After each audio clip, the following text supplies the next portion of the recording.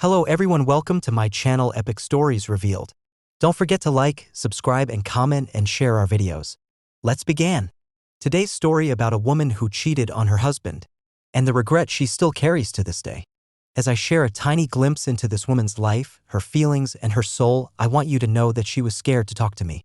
She, like so many others I have spoken with over the years, had a difficult time talking about the past. Their mistakes, their regrets, the hurts inside themselves and what they caused others. Actually, when I first reached out to her via another wife, she did not want to talk to me at all. But like my marriage and most other things I deem necessary, I don't give up easily, especially when I know that sharing a story with people who seek hope and understanding would be like cracking open a live eggshell of reality into the real mind of a midlife crisis.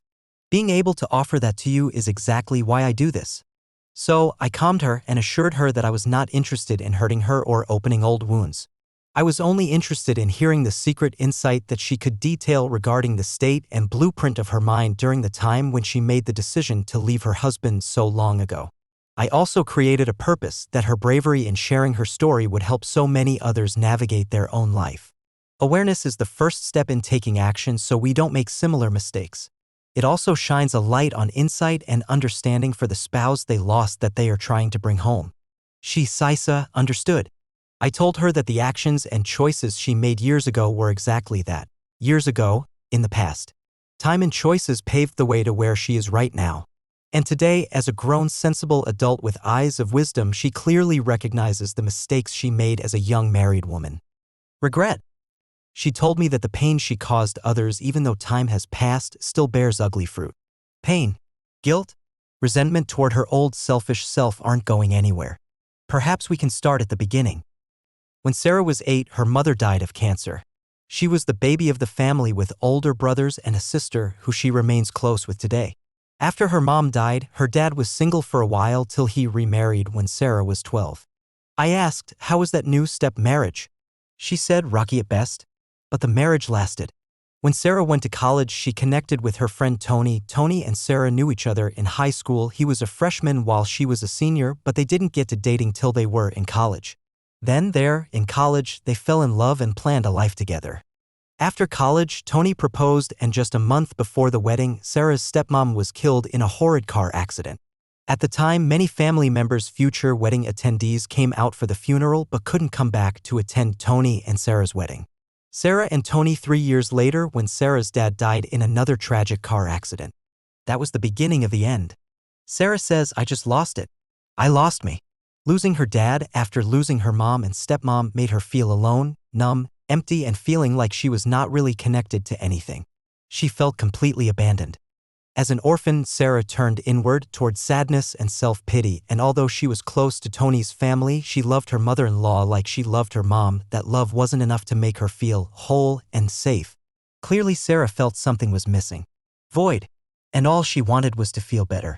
Enter the new man during this challenging time. A man Sarah was close to started complimenting her with words of, you are so beautiful and you're so sexy. That was all Sarah needed. She felt loved and important, and she was smitten. Soon this man began offering her dinner and fun outings, and she fell for all of it. Then one night, she dove in completely and had sex with him. That night, 100% sure she was madly in love and that her marriage to Tony was a complete mistake, she returned home late that night and confessed to him everything. She was in love with someone else. Sarah now says, the horrid look on Tony's face when I told him I cheated on him will be imprinted on my brain forever. I will remember his devastated face forever. This, as we know, was the beginning of a crisis for Sarah, and as we all know and what I teach here, and as Sarah has since discovered, she was in the state of what they call limerence. Gone. Soon Sarah moved out and, even though she was still with the other man, she diligently went to therapy with her husband to help him ease his pain, but in her head, she was done, already gone, in love with the other man. Sarah and her hubby separated, and Sarah began a new journey with this man that is until around the 18-month, 2-year mark when Sarah said she started feeling something was wrong, and then she started to panic. This new man really wasn't as wonderful as she originally thought. They were fighting, and that romantic whisk-me-away thing he once made her feel had vanished.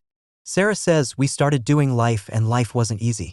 He just wasn't the guy I thought he was. Light on. Sarah began to think about and wonder about her ex-husband. It was about that time too that she sat down and wrote an apology letter to both her husband and her ex-mother-in-law. She wrote and apologized for all the hurt she caused both of them as well as the pain she caused all of their extended families.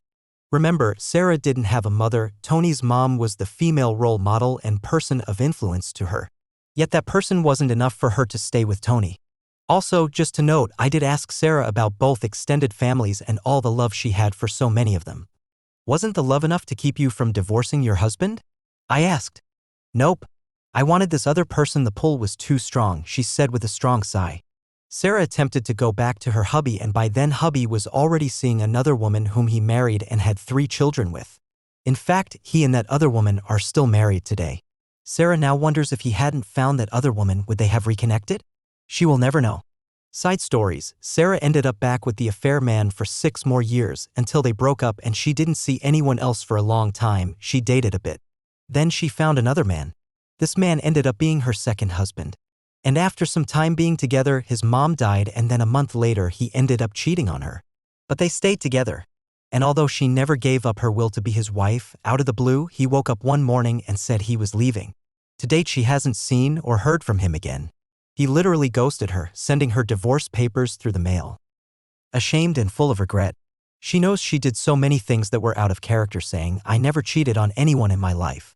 We were a strong Catholic family. I can't make excuses and I can't explain what happened, it just took over me. At the time I blamed him and would never admit I cheated, not even to my own sister. I continued the lie until 10 years had passed." She now says, "The man I left was a great man, the best man I've ever had. All the other men I dated since were just broken birds." Recently she heard that her first mother-in-law had passed away. Sarah went to the funeral. There, at the reception, she saw her first husband. It was awkward, especially to see he is still married to the same woman. He went out of his way to avoid Sarah and only spoke to her in passing for a few seconds. But his family in general were all very nice and welcoming. In fact, his sister told Sarah that the apology letter Sarah wrote to her mom, Sarah's mother-in-law, so long ago, his mom kept that letter in her nightstand till the day she died. The sister told Sarah, "My mom loved your letter." Sarah cried. The regrets of hurting him, his mom, the regret of being a liar, disappointing family, and hurting so many was too much. Sarah says, "I blew up my life and I didn't even know it, but I can't blame anyone but me." Well, that's end for this story. Thanks for watching. Don't forget to like, comment, share, and subscribe. Until next time.